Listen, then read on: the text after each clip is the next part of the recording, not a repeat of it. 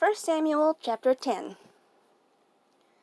Samuel took a jar of the special oil and poured the oil on Saul's head. Samuel kissed Saul and said, "The Lord has anointed you to be the leader over the people who belong to him. You will control the people. You will save them from the enemies that are all around them. He has anointed you to be ruler over his people. Here is a sign that will prove this is true.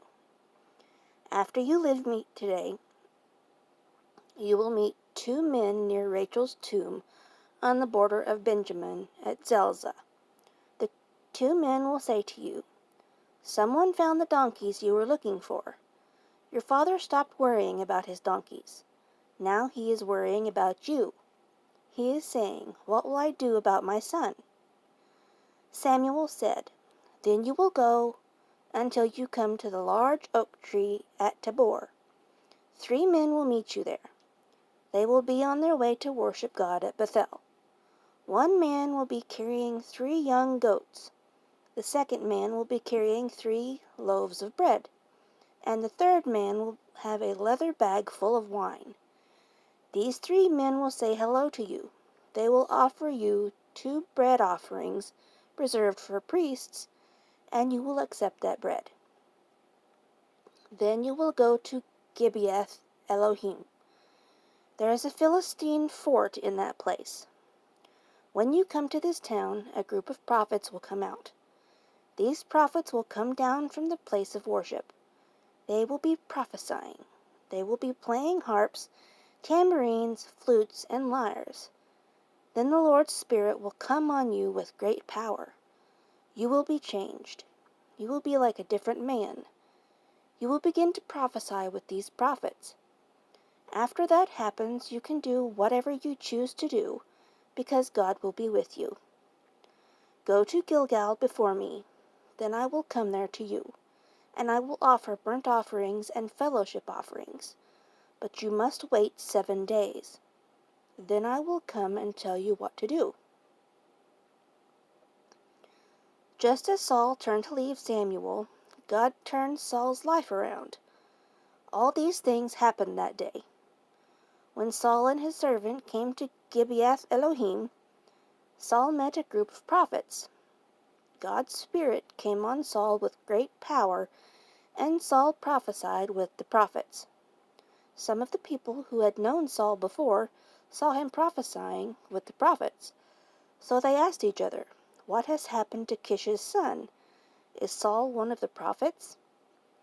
A man living in Gibeath Elohim said, "Yes, it seems that he is their leader. That is why this became a famous saying, 'Is Saul also one of the prophets?'" After Saul finished prophesying, he went to the place of worship.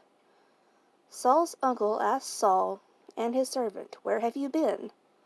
Saul said, "We were looking for the donkeys. When we couldn't find them, we went to see Samuel."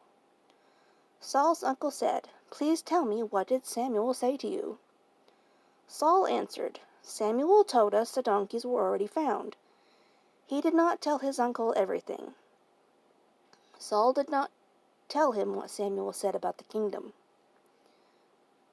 Samuel told all the Israelites to meet together with the Lord at Mizpah. Samuel told the Israelites, "The Lord, the God of Israel, says, 'I led Israel out of Egypt. I saved you from Egypt's control and from the other kingdoms that tried to hurt you. But today you have rejected your God.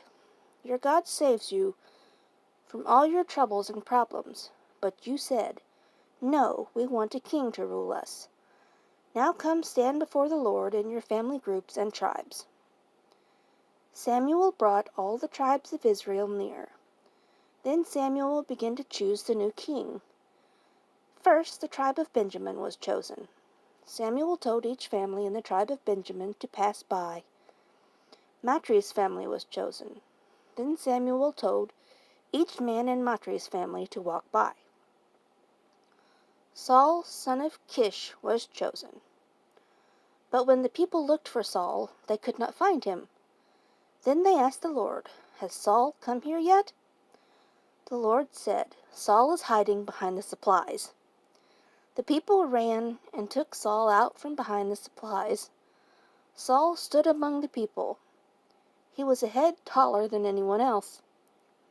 Samuel said to all the people, "See the man the Lord has chosen. There is no one like Saul among the people." Then the people shouted, "Live long the king!" Samuel explained the rules of the kingdom to the people. He wrote the rules in a book and put the book before the Lord. Then Samuel told the people to go home. Saul also went to his home in Gibeah. God touched the hearts of the brave men who then began to follow Saul. But some troublemakers said, "How can this man save us?" They said bad things about Saul and refused to bring gifts to him. But Saul said nothing. King Nahash of the Ammonites had been hurting the tribes of Gad and Reuben. Nahash poked out the right eye of each of the men and did not allow anyone to help them. He poked out the right eye of every Israelite man living in the area east of the Jordan River. But 7,000 Israelite men ran away from the Ammonites and came to Jabesh Gilead.